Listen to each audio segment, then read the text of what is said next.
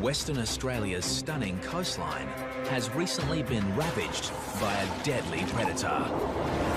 It's the second day in a row swimmers were forced out of the water. The community is under siege, with beaches closed and tourism in tatters. Human remains were discovered washed up on shore. Australia's largest state has become the deadliest shark attack zone on the planet. There's certainly a huge concern in the community. The great white shark. It's just a fierce, fierce creature. Responsible for 5 fatalities in just 10 months. 2 people were totally consumed, 2 were bitten in half, and the 5th one was so severely mauled. Now, these terrifying events, from the closest encounters. I just saw this massive shadow of a shark and just blood. Some who have lost. It's just one of those things that you just think will never happen to your family. And the lucky ones who survived. I thought, I'm dead. We explore why this terrifying phenomenon is happening. Clearly something has changed. So little is known about sharks, and that's the problem. That's a massive shark. And for the first time, We need to coexist with sharks. the unique shark investigation team reveals extraordinary shark attack technology. We should have a product for the market pretty soon. Which will change the way we enter the water forever. This is Australia's deadliest shark coast.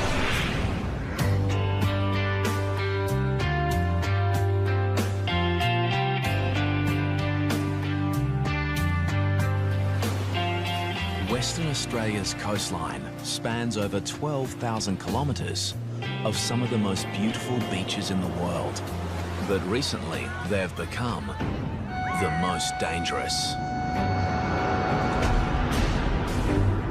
Western Australia had a charm period between 1925, when there was an attack at Cottesloe, and 2000, when Ken Crew was taken at North Cottesloe. That's a period of 75 years in the metropolitan area. But attacks have escalated in recent years. We've had 10 since 2005, and we've had 5 in less than 12 months. This unprecedented spate of fatal shark attacks has triggered a wave of fear amongst the West Australian community. The impact has a profound effect on the lives of many, especially those unlucky enough to witness these horrific events. I'll just pull the car up there and drop it in just there. It's cooking. 22-year-old surfer Matt Holmes travelled 2 hours north from Perth with his mates to a popular surfing location called Wedge Island. Yeah, we were just so excited, run around, throwing the skiing as quick as we could to get out there. Together, they'd had years of experience surfing the West Australian coast. But there was nothing that could prepare these 3 young men for what was about to happen. It just looked so safe out in that water. Just felt like a perfect day. Using his jet ski, Matt began towing his friend out to the breakers, where they could take turns surfing the waves. We'd been in the water for, I reckon, an hour and a half. We were just towing up to 2 blokes that were probably 100 metres away, and I signalled to Nathan to turn around. I looked back forward and just saw some guy just get attacked by a shark. Matt watched in horror as the 5-metre great white shark moved through the waves like a torpedo. It sort of hit him, but then drove him into the water. Just water going everywhere. And within 5 to 10 seconds, the thrashing just turned all red. And there was blood. Matt quickly took his friend into shore. The guy's mate was just screaming at me. My mate's out the back. And I just remember holding the jet ski just flat out. I was just flying through the waves. And as I got close to the guy, a set came and I just hit the set flat out and I was just airborne. And when I was airborne, I looked over and I just saw this massive shadow of a shark and just blood. I just wanted to get him out of the water. I was so focused on getting him, I was leaning down off the side and the ski was rolling, and I heard like a thrash of a tail, and I turned behind me and the shark was behind the ski and just followed me around. I felt it nudge the ski and I just thought, oh, I'm going to roll over here. The great white then began to exhibit the behaviour of a top-order predator. And the shark just slowly just followed me around and it was just sort of eyeballing me. It was just fending me off the guy. Just the way it was just hugging me off him, I couldn't get any closer. They say they fight humans and let go. This shark was determined. This shark was fending me off the body. This shark wanted him. Despite placing his own life at risk, Matt's efforts were to no avail. As I got closer to him, he just took the rest of him and dove off into the white water. No one on the beach that day could predict the horrific events that unfolded so quickly and that tragically took the life of Ben Linden. He was 24. His body was never recovered. Witnesses say the shark was at least 4 to 5 metres. With one bite, it cut the young victim clean in two. Ben would become the 5th shark attack victim in less than 10 months, and Western Australia would earn the unenviable title as the world's deadliest shark coast. Several beaches were closed yesterday. It was the second day in a row swimmers were forced out of the water. There's no doubt attacks are up. The question is why. As the media-feeding frenzy on shark hysteria gathers momentum, A killer shark is prowling Western Australia's southwest coast. the authorities launch a full-scale shark task force to investigate why this is happening. The government had to respond to a situation of 5 fatalities. That was unusual, and clearly something has changed. I'm of the view, whether it's scientific or anecdotal evidence, that the number of sharks have increased and that has proved to be a threat. Investigations into all 5 recent shark fatalities reveal just one suspect. The great white shark, recognised as the fiercest predator on the planet. Many believe their protected status over the past 15 years may be to blame. The great white shark's been protected in Australia since 1997 and in Western Australia for the same period. One of the enduring theories is that since their protection, their numbers have exploded. So what is drawing the sharks into the Western Australian coastline? To be honest, it's a really difficult question to answer. I think that there are definitely times of year where sharks are more common off of the WA coast, and there are times of year when they've kind of left the coast and have gone to other regions. Theories include the resurgence in whale and seal populations along the coast, while others believe a decrease in fish stocks has the sharks coming closer into shore looking for food. You know, there always has been sharks, but not like there has been the last few years. They're following the prey boats around while they're pulling pots every day. The sharks, and it'll probably be the same sharks, are following the boats because they're letting go of their old bait, and also it's attracting the smaller fish at feeding on that bait as well, so it's a very easy feed for them. Scientists believe a significant rise in the ocean's temperature may also be bringing sharks closer into the coastline, looking for cooler pockets of water. White sharks are more common in cooler temperate waters, but they do move very large distances out of those typical temperature regimes. The Department of Fisheries launches an extensive shark monitoring program to investigate the great white's movement patterns. The thing about white sharks is that they're an inherently difficult species to study, and the research we're embarked on now is probably going to take a number of years before we have any conclusive answers about how the sharks are using waters off Western Australia and how that relates to the frequency of shark attacks we've had in the last year. If the scientists were honest, they would give us those 3 little words, which are simply, we don't know. So little is known about sharks, and that's the problem.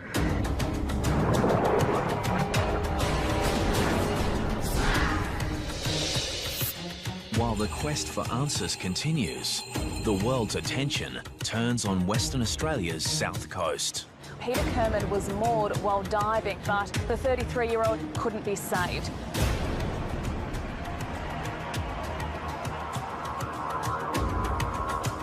On a windswept beach south of Perth, Sharon Burden weeps alone. This is where her son Kyle was taken by a killer shark. In the coastal town of Bustleton, the impact from shark attacks has seen an 80% drop in bookings at the local dive shop. Even though there has been a lot of attacks in a short time, we've still been trying as hard as possible to continue business as usual. Diving in the area for the past 19 years, Alicia has her own thoughts on why there may be more great whites along the south coast. There are theories about why we've had so many attacks in such a short time, and one of them is because of a large female that has resided at Cape Naturalist for many years, and just the fact that a female resides there brings in males looking to mate. Could this be the rogue shark that claimed the life of 31-year-old father of two, Nick Edwards? That morning I was getting ready for work, and usually Nick would go down to Gracetown for a morning surf. Oh, let's get you ready for Daddy, hey? Nathan was at school and Lucy was waiting for him to get home because he would care for her while I went to work. This morning he didn't come home, so straight away I thought that he was hanging around for that last wave and he was going to be a little bit late. A short distance away in Gracetown, local surfer Rob Alder was watching from his balcony as his mate hit the waves. Rob was supposed to be with Nick, but fate kept him at home. I'd been watching him for about 20 minutes. I left the binoculars to put on my wetsuit. In those few seconds, there was a sudden and vicious attack in the water.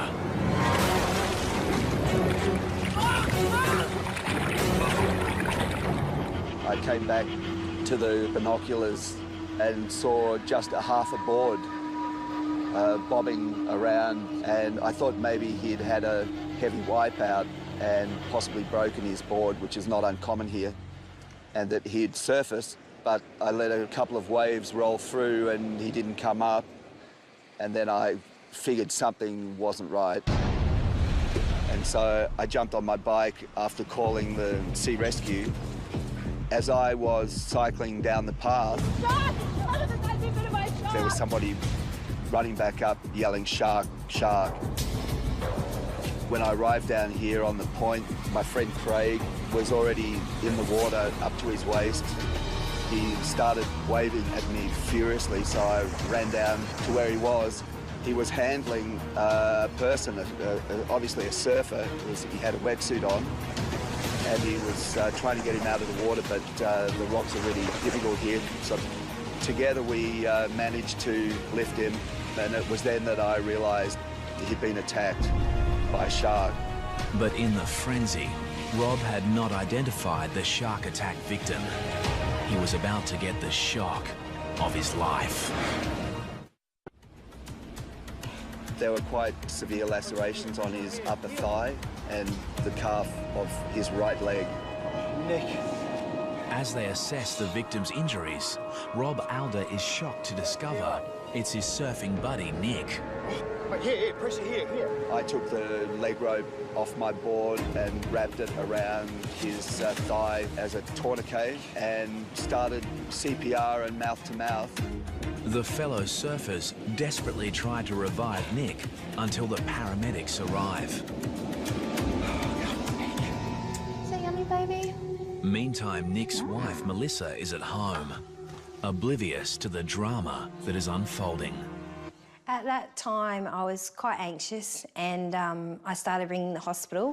Yeah, can you tell me if someone's been admitted by the name of Nick Edwards? I thought something may have happened to him, like, you know, was hurrying home and had been in an accident. Around 20 minutes after he'd been dragged unconscious from the water, Nick Edwards was rushed by paramedics to Margaret River District Hospital. At this point, Melissa had become quite frantic. She had heard news there'd been a shark attack where Nick had been surfing. I rang my family and said there's been an attack and I'm quite worried about Nick. I can't get in contact with him. Mrs. Edwards. And then there's a knock at the door and the police are here. I heard about your husband, Jim. They say that there's been an accident and straight away, I guess, I just knew what the news was.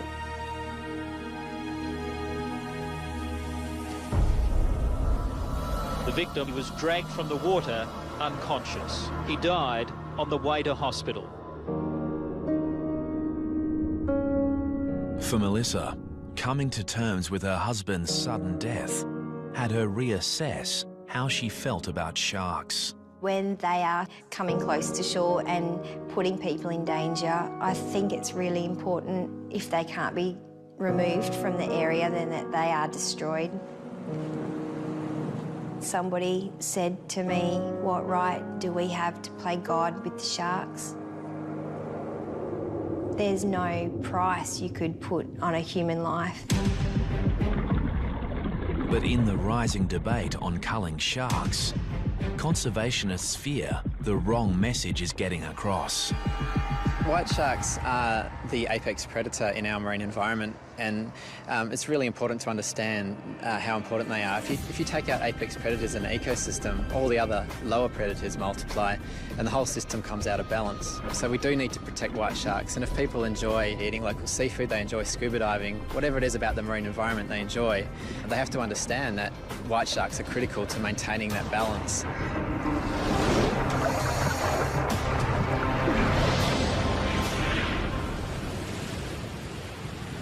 In Perth, daily shark sightings forced the closure of many popular swimming beaches.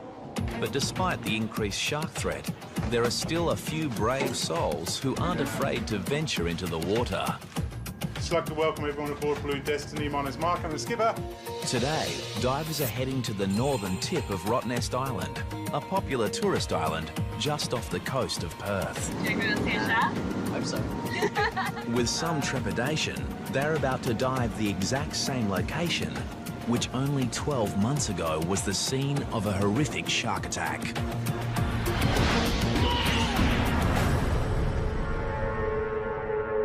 It was late October when 32-year-old American diver Tom Wainwright met his fate. Anybody who's taken by a shark is unlucky, and Tom Wainwright was particularly unlucky. There had never been a shark attack at Rottnest in all the 100 and something years that people have been going there.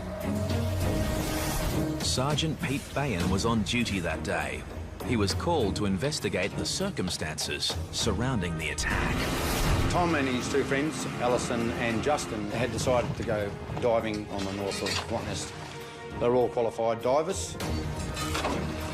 But despite being with his two dive buddies, Tom decided to dive solo.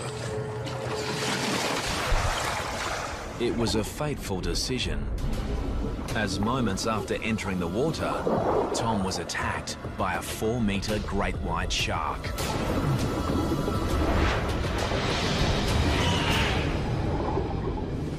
Justin and Alison noticed a disturbance on the surface where a huge amount of bubbles came to the top. Along with the bubbles came a large amount of blood, and Justin and Alison knew their friend was in grave danger. They've gone over to where Tom is and they managed to pull him on board. They saw that he received a massive injury to his left side. His left arm was missing and there seemed to be a circular bite from the top of the shoulder, which had gone around through to the centre of his chest and out to through to his left hip. So it was like a half-moon shape that had gone. It was a brutal, savage bite. Shark hunting patrols are resuming this morning for the great white that's believed to be responsible. Tom Wainwright would become the second shark fatality in less than 2 weeks, following the disappearance of a swimmer at the beach suburb of Cottesloe. After 2 days of searching, the only trace of Bryn Martin are his speedos, triggering speculation that a rogue shark may be responsible. And for shark author Hugh Edwards, it's a theory that should not be ruled out. It is not unlikely that you've got one shark that is either old and finding natural prey difficult to catch, or has found how easy human beings are to catch. The problem is it's very hard to collect direct evidence of what shark's been involved in an attack. But based on all the circumstantial evidence, such as the size of the shark, the locations, the periods between shark attacks, there's not a very strong case that the same shark has been involved in all of our attacks over here. Serial offender or not, the Western Australian government moves to allow the killing of any shark that poses an imminent threat. If a shark is staying around a popular tourist beach area and staying within that vicinity, it's got to feed. That's the harsh reality, so there is a threat there.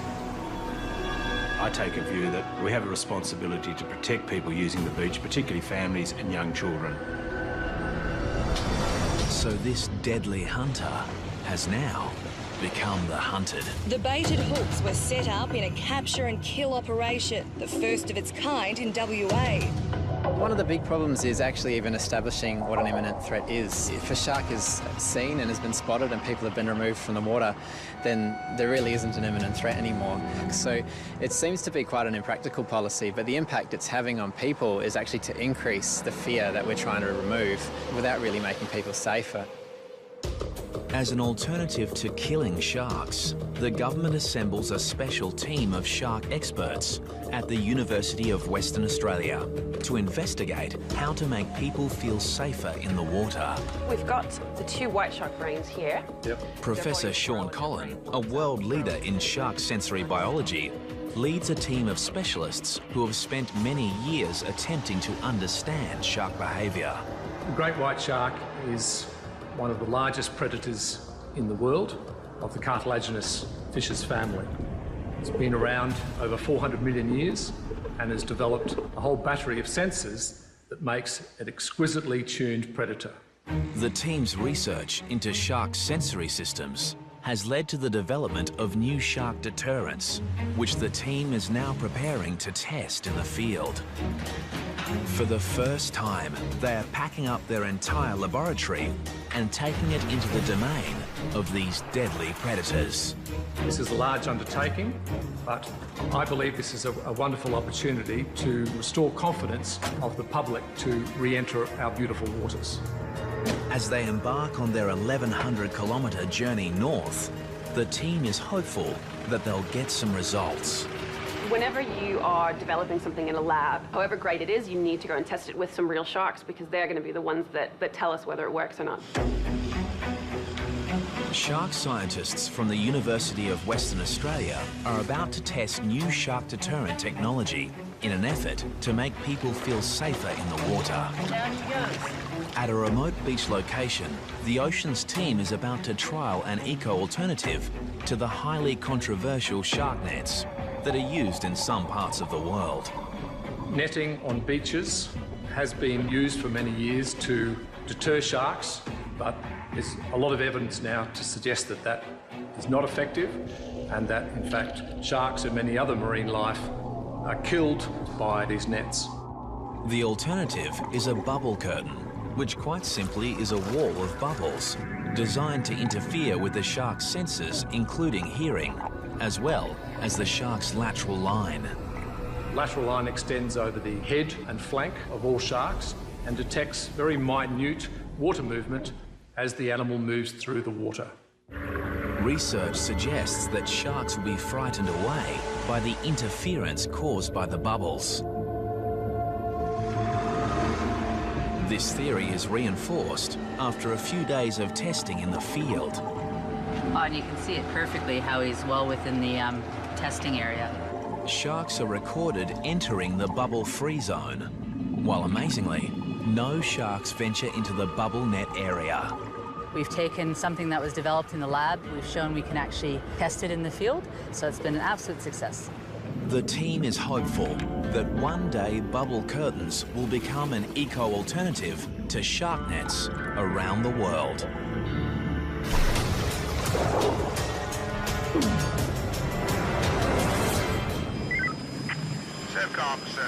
Back in Perth, shark patrols are stepped up to combat the increased shark activity.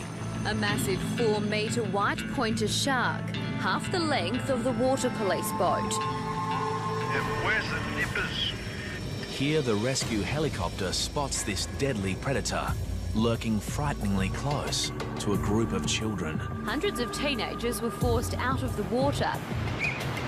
They were competing in a surf lifesaving carnival when the monster was spotted. Meanwhile, off the WA coast, the Department of Fisheries Shark Monitoring Program uncovers some interesting information. We've monitored 16 sharks off the Perth coast now. All of them have done things very differently while they're here. Some sharks are simply passing through, spend very little time here. Other sharks are here over more extended periods. The monitoring program includes the use of new satellite receivers, enabling shark alerts to be posted on social media sites when tagged sharks swim into populated areas. Stay out until the flags go back up. The siren's just gone. But it's the untagged sharks which pose the biggest threat to beachgoers. And for that, it's up to the surf lifesavers. Surfcom, this is Sorrento Patrol. Volunteer surf lifesaver Bernie Williams knows firsthand how vulnerable we are in the ocean. A group of friends decided we'd like to get a scuba ticket. So that was probably 30 years ago, and I've enjoyed it ever since, till recently.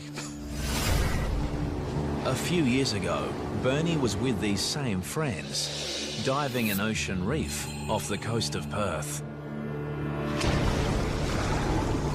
We're just cruising along the reef. I heard a boat coming quite close to our boat where it'd been anchored. So while Brian and Jenny carried on the reef, I went up to the surface, checked, couldn't see a boat near our boat. So I then came back down. I couldn't immediately see my dive buddies, Jenny and Brian. Suddenly alone in the ocean depths, Bernie searches for his friends. And then, out of the blue comes his worst nightmare. A 4-metre great white shark on the attack. I just felt this sudden impact on my side, and I was pushed through the water. I saw a big black eyeball within about 5 centimetres of my face. My arm was in its mouth, and the alarm bells just went off in my head. Miraculously, Bernie managed to free his arm from the massive jaws and was able to make his way to the ocean floor to seek shelter. Then my arm really started hurting quite badly, and the water started getting a very polluted look to it, a very sheeny look to it, and I realised that I was bleeding quite badly. Things couldn't get much worse for Bernie until the great white continued to stalk its prey. The shark was just circling. I had my spear gun with me. To fend the shark off, I poked it in the nose as it brushed me. I think it knew that it had a meal there. I was tucked up against the reef watching the shark when I felt someone touch me on the shoulder, and it was the dive buddies. Literally, as soon as I felt the touch on my shoulder, the shark just turned around and it disappeared. But Bernie's ordeal wasn't over yet. That trip from the bottom to the surface had to be the most frightening trip you could ever think of, because the speed of these sharks, it could have quite easily attacked us and made mincemeat of us in the water. Finally, they reached the surface, and with the help of some nearby fishermen, all 3 divers make it to safety. Bernie realises it was a lucky escape. He attributes his survival to a portable shark repellent device.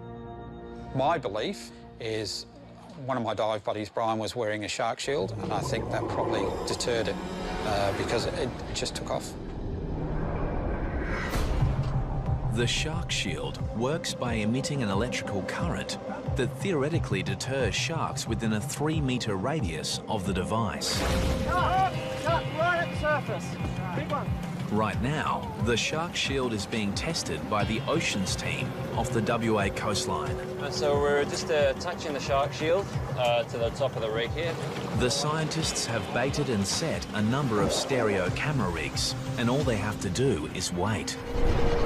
Recent testing using the shark shield on great whites showed the device had a clear effect on the animal's behaviour.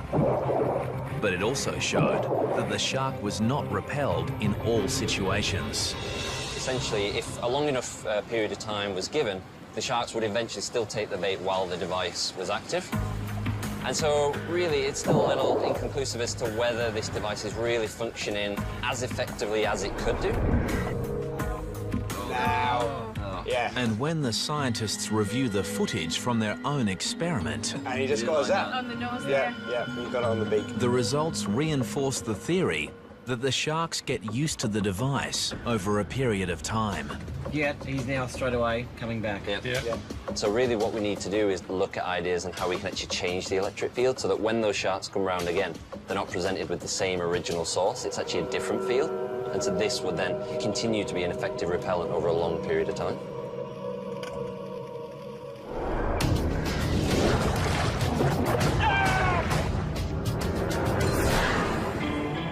It's not just surfers, divers or swimmers that are at risk.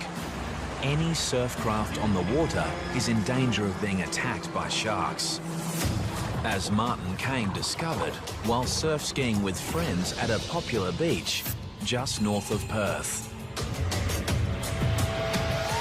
When you get out there at sunrise, it's a very spiritual experience. It's just a great way to start a day. It was on one such day that Martin and friends encountered a pod of dolphins, a stunning and quite common event.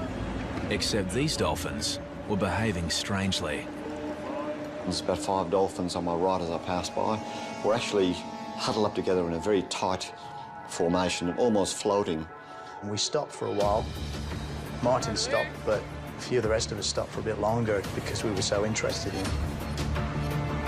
Martin began to paddle off, leaving the group behind.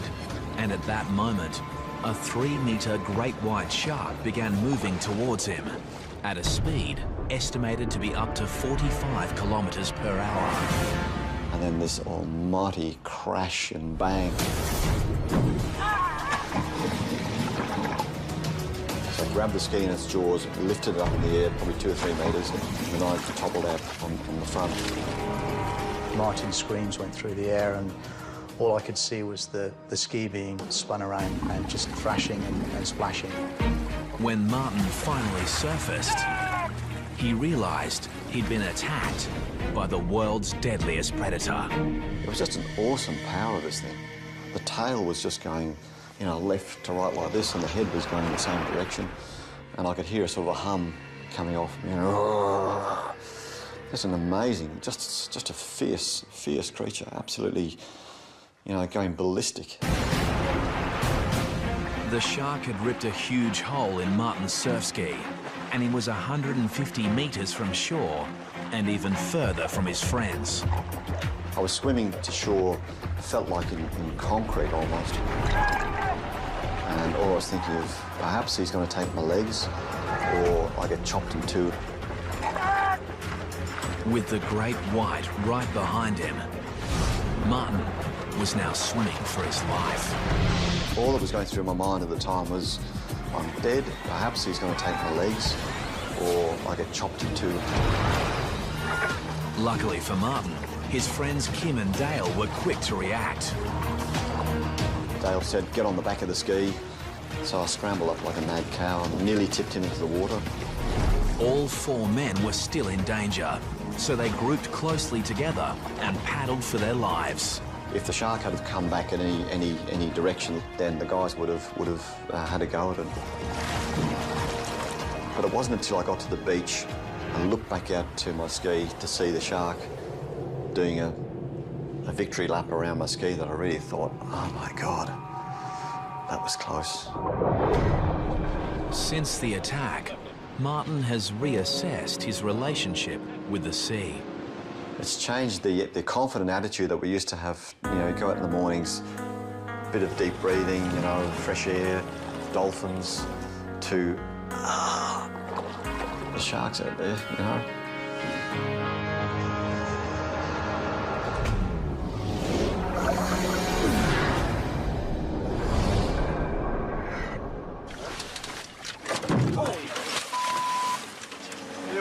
motor off. In Western Australia, many of the shark sightings have been caught on video. Weather looks good, no swell.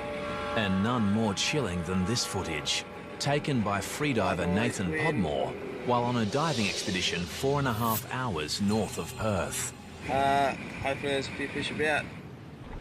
When Nathan and his friend Dave enter the water, there are a few fish about, but just not the ones they were expecting. In the water for a couple of minutes, and just next minute just heard Dave just scream my name. There's definitely something in his voice that just said, we're in a bit of strife. And turned around and it's just like, whoa. The two young men are confronted by a 4-metre great white shark. It was unbelievable. Just look, they're like a torpedo underwater. They're absolutely massive. And it came in straight at us both and it sort of just broadsided in front of us. I had a good opportunity to just give it a good whack, sort of as hard as I could whack. I punched it in the side of its face and it didn't like it much. Incredibly, Nathan and Dave were able to scramble aboard their boat. You don't see one of them every day and you don't want to see one of them every day. It's something extraordinary. On this occasion, the boys were lucky to have a spear gun for protection. But in most cases, the only thing between you and a shark is the wetsuit. And off the coast of Western Australia, the ocean scientists believe they've finally found a way to make the wetsuit shark-proof. Dave, so these are some of the wetsuit designs that we've come up with using... After years of research, they're about to test new wetsuit prototypes, which have been designed in conjunction with a leading product developer. The most common question that we get asked when anybody gets a wetsuit is, I don't want to look like a seal, and what colour do sharks like? Well, we think now, based on the science that's been done, the research that's been done so far, we know the answer to that question. The answer comes following the Ocean Institute's compelling study of the evolution of the shark brain. Here, Dr. Kara Yopak compares the brains of a great hammerhead shark and a manta ray with the smallest brain of them all. Believe it or not, that's the brain of the great white shark, which is actually quite small relative to its body size. But what is really impressive about the great white brain are these visual brain regions, which are these two lobes located here. And this is the part of the brain that receives the majority of visual input. So what this tells us is that the great white is actually a very visual predator. And so it's far more likely that using a visual repellent is going to be more effective in this species. This leads to the research team's breakthrough discovery, revealing sharks may actually be colourblind. Once you know what the shark can see, you can then start to design things which will either be very visible to the shark or actually quite cryptic to the shark. With this knowledge, the new prototype wetsuit designs include a camouflage suit for divers, while surfers will adopt a striped base pattern, much like a poisonous sea snake, and shown underneath this surfboard. The strategies are twofold. One is a can't see me strategy, cryptic in the water, and the other one is a can see me but don't eat me strategy. The idea being that even though you're perceived, you're not perceived as a meal. Today, the Oceans team is about to test the camouflage design against the popular black wetsuit. Each test wetsuit will be filled with a mix of fish and tuna oil attached to a stereo camera rig and lowered to the ocean's depths, where hopefully some sharks will take the bait. Just watch the waves, boys. And now, the answer to the biggest question of all. Do the shark-proof wetsuit designs actually work? That used to be our experiment. Because it looks like one of the wetsuits has just become shark food. I think we might have found a shark. Oh my... We've just pulled the treatment out of the water. The black wetsuit has had significant shark attacks, significant damage. Take it down the back, Caroline, have a look at the teeth mark. The black wetsuit appears to have been mauled by a shark. So now the team is anxious to see if the camouflage wetsuit has been attacked, or whether the new design really is shark-proof. We've just pulled out one of our designs as well, and that hasn't suffered any damage at all, so very good early signs. The team retrieves the underwater camera. Yeah, look at that. Okay. and reviews the footage to find out what actually happened. And there she goes. Okay. She's having a bite. Right. Look at that, she's nearly getting the barrel in her mouth. That's a massive shark. This huge tiger shark destroys the traditional black wetsuit in one bite, desperate to get the bait hidden inside. And this is the control. Okay. And to reinforce the science, even though this barrel is filled with the same bait, this deadly predator shows little interest in the new camouflaged wetsuit, leaving it completely unscathed. If you compare this with what happened with the control, I mean... While it might be early days, there is no denying this is a significant breakthrough, which may just revolutionise the world's wetsuit market. It's full steam ahead from here. We'll continue the science and the research, and we should have a product for the market pretty soon that's going to make people feel a lot more comfortable about being in the water.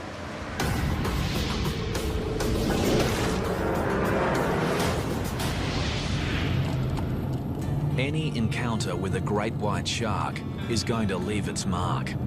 It's down there, right? And for Matt Holmes, it has had a profound effect. Every night, the whole thing goes through my head. And what I could have done different, and if what I did was enough. Today, Matt has returned to the beach where a great white shark claimed Ben Linden's life. Still remember going out through here, just flat out. But he can only watch on as his friend takes their beloved jet ski out for a spin. I struggle to go out on the boat for a fish nowadays. I just feel like it's all going to happen in front of me again. Just never thought it would happen, but unfortunately in WA it's happening all the time.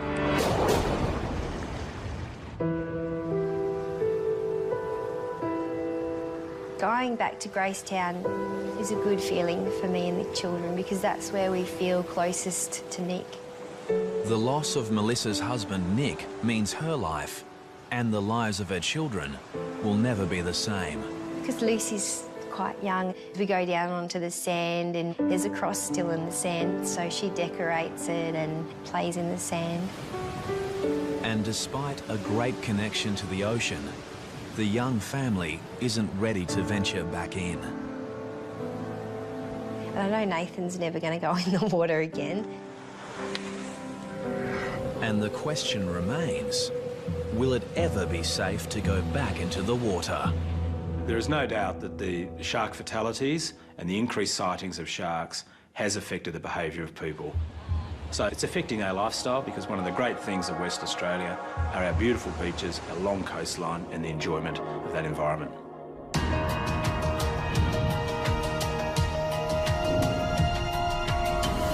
Despite the great white shark being the apex predator of the world's oceans, That's a massive shark.